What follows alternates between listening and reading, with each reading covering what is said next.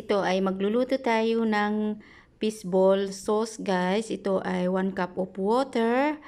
Tapos maglagay ako ng harina na 1 and 1/2 teaspoon of harina. Yan guys, 1 and 1/2 teaspoon harina and 1 and 1/2 teaspoon of corn flour. Ayan, haluin lang ito.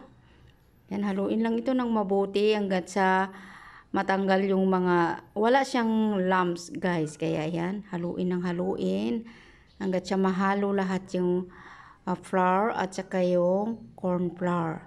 Yan, gagawa tayo ngayon ng fishball sauce guys. Kasi ito yung isa sa aking negosyo, sa aking guys, sa aking bakery. Nagluluto ako ng iba't ibang klase ng kakanin at saka mga street foods guys na ino-offer ko sa aking business, small business guys. Ito yung pinagkakaabalahan ko ngayon dito. Kaya yan, halu-haluin lang ito kasi marami pa siyang buo-buo. Kailangan na madurog lahat bago siya isalang sa mainit na tubig guys. Yan, halo lang, continue lang sa paghalo. And then pagkatapos ay meron akong dito pat, maglagay ako ng 2 cups of water. Ayan, 2 cup ng water ang ilagay ko dito. Then lagyan ko siya ng 2 tablespoon of soy sauce. Ayan, 2 spoon ang nilagay ko dyan. Kung gusto nyong magdagdag, pwede naman. Pero ako 2 tablespoon. Tapos haluin lang to ng para mahalo yung soy sauce. Yan. I-boil ko pa yung tubig guys at saka yung mga iba kong mga liquid ingredients para maluto talaga siya bago ko ilagay yung pinaghalong harina at saka corn flour. Ayan. Nahalo ko na yan. Tapos ilagay ko pa yung mga iba kong mga ingredients dyan sa tubig guys. Lagyan ko siya ng magic syrup. Yan. My own version lang to guys. Pero sa maraming klase ng paggawa ng fishball sauce. Ayan, lagyan ko siya ng paminta na 1 teaspoon. At saka 1 teaspoon of magic syrup. Yan, haluin natin para sama sa pagkulo.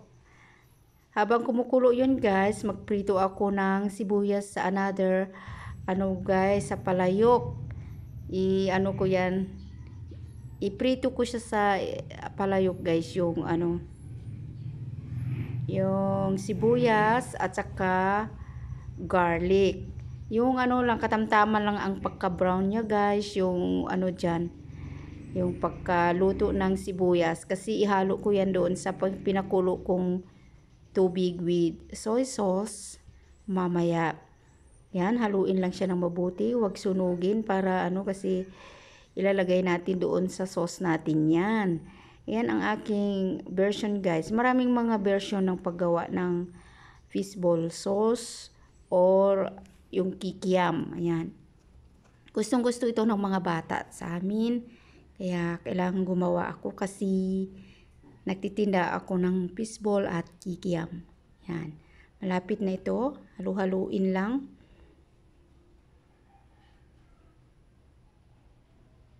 Ayan, pinatay ko na yan. Then, ihalo ko na siya doon sa tubig na pinapakulo ko guys. Yan, haluin ko lang siya. Yan. Ganyan ang ginawa ko guys. Pero sa iba, iba naman. Iba-iba naman tayo ng paggawa, 'di ba guys? Pero may similarity lang din naman. Yan. Haluin lang yan. Tapos nilagyan ko pala yan siya ng guys, yung 1 teaspoon of salt. Yan. May kasama yung salt, 1 teaspoon. Yan, kumukulo na siya guys. Yung mainit na yung tubig with soy sauce. Next, ilagay na natin yung na-chop na chili.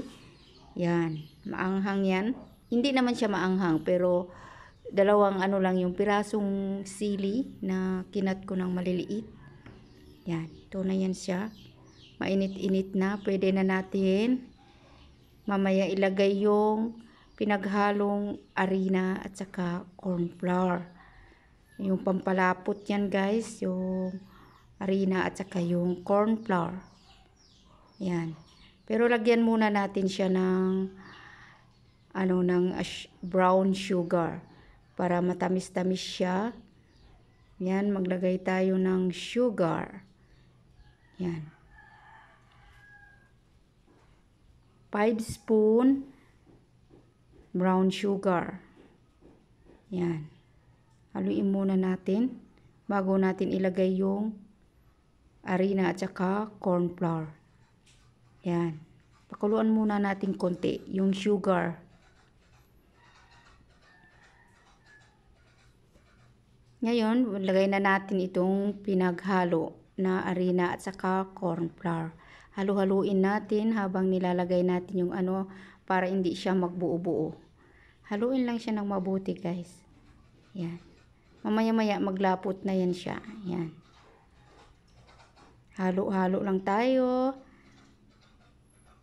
Yan. Masarap yung gusto ng mga customer ko yan guys. Yung aking sauce.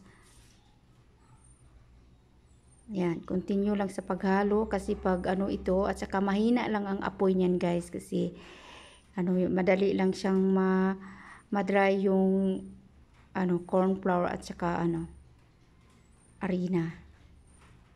Yan. Haluin lang siya ng mabuti.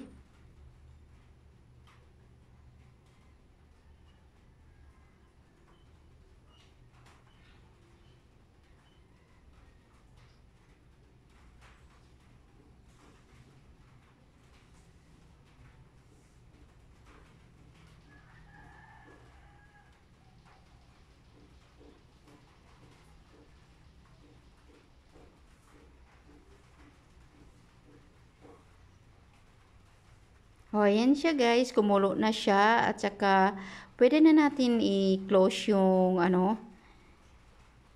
yung gasol. Ayan. Close na natin ito. Kasi, ito hindi siya malapot na malapot guys. Ganyan lang ang runny lang ang pagka, niya guys. Yung tubig niya. Yung sauce niya. Ayan. Hindi siya malapot na malapot. Yan. Ito yung aking version guys sa paggawa ng fishball sauce. Yan, ready na yan siya guys. At sana may natutunan naman kayo sa akin. At keep watching guys sa aking mga old video. And don't forget to subscribe, share the video guys. At leave a comments below. Ayan, malamig na siya guys. At pwede na natin ilagay sa empty bottle para ready na sa pagtitinda. Ayan guys. Malamig na yan siya bago ko nilagay. Ayan. Ready na siya guys. At ito na. Thank you guys for watching and see you sa next video. Don't forget to subscribe and share video guys. See you sa next video. Bye.